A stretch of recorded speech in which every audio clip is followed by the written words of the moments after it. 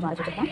புதினா, கொத்தமல்லி, 2 வெங்காயம், 3 எலுமிச்சம்பழம், 3 பச்சை மிளகா, தக்காளி, அப்புறம் தாளிப்புக்கு இந்த போட்டிருக்கேன். பட்டை, 2 இலை, ஏலக்காய், அனாசிப்பூ, பாசி, அப்புறம் 4 கிராம்பு. பிரியாணி மசாலா ஒரு 2 ஸ்பூன், மிளகாத்தூள் 2 ஸ்பூன் எடுத்து வச்சுருக்கேன். தேவையான அளவு உப்பு எடுத்து வச்சுருக்கேன். இது வந்து அப்புறம் ஜீரகம் அரிசி எடுத்து வச்சுருக்கேன். கொஞ்சம் ஊற வச்சுருக்கேன்.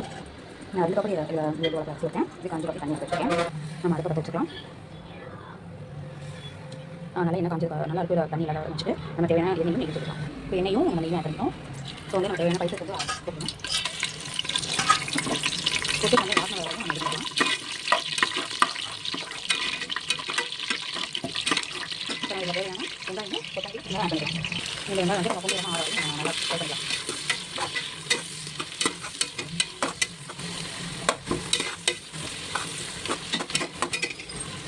நம்ம இது கூடயே நம்ம 3 பச்சை மிளகாய் ஆட் பண்ணிக்கலாம். நம்ம கொஞ்சம் ஆற வரைக்கும் நம்ம வெயிட் பண்ணலாம். இதில் வந்து 2 ஸ்பூன் வந்து நம்ம இஞ்சி பூண்டு பேஸ்ட் போட்டுக்கலாம். தேவையான அளவு கொடுத்துக்கலாம். தேவையான தக்காளி, அப்புறம் நம்ம அரைச்சி இந்த புதினா, அப்புறம் பிரியாணி மசாலாவும் நம்ம மிளகாய் எடுத்து வச்சு எடுத்துக்கலாம். இது நல்லா வதக்கிட்டு இருக்கும். நம்ம தயிர் ஆட் பண்ணிக்கலாம். இதில் தயிர் ஆட் பண்ணிக்கலாம். ஆட் பண்ணிட்டு கொஞ்சம் செஞ்சு வைக்கணும். இப்போ எண்ணெய் கொஞ்சம் வந்துச்சு. இந்த சமையல் ஆட் பண்ணிக்கலாம். இப்போ நம்ம அரைச்சி மசாலாவும் எல்லாம் ஆட் பண்ணிக்கலாம். நல்லா எண்ணெய் மாதிரி வச்சு அப்புறமா கொஞ்சம் தண்ணி இதாக இருக்கும். அப்போ வந்து நம்ம அரிசி எடுத்துக்கலாம். தண்ணி ஆட் பண்ணிக்கலாம். ஆட் பண்ணதுக்கப்புறம் நம்ம அரிசி இது பண்ணிக்கலாம். போடலாம். நல்லா கொடி வருது. இந்த சமயத்தில் நம்ம அரிசி ஆட் பண்ணிக்கலாம். நான் ஜீரகம் அரிசி தான் எடுத்துருக்கேன். இதை ஆட் பண்ணிக்கலாம். நம்ம அரிசி போட்டாச்சு. இப்போ நம்ம 2 விசில் வச்சு எடுத்துக்கலாம்.